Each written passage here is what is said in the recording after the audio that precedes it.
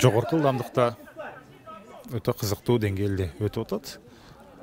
Голдун гана жок экенин айтпаганда башка жагы жаман эмес.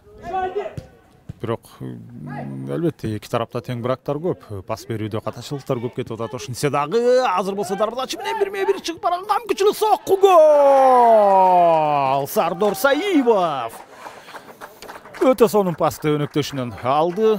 Жүрүшкө берилген топ болду. Анын жанында коргоочу бар болчу, бирок тоскоолдук кылганга жетишкен жок. Каганат Жеңишбектин чыгарып берүүсү. Ой, керемет көрүнүш орун алмак. Мирзляков өз аркылуу сокку узаткан болчу. Канап дарбаза бош гол!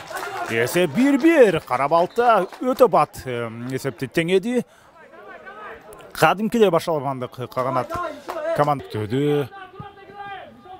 Тоочун күрөш, сырга болот. Топты өзүнө алды. Эми ылдамдыгын көрөбүз. Сол тараптан азырынча өтө жакшы бара жатат. Паткаттан кутулуп чыкты. Федюнинага каршы андан дагы кутулуп чыкты. Жана дарбаза бош гол! Кара балта ошентип алдыга озуп чыкты. Кара балта командасы 2-1 менен алдыда.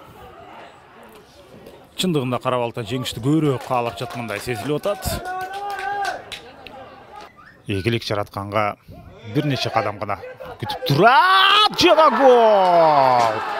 Мына сага эң акыркы ошентип мүнөттөрдө эсеп саны өзгөрдү.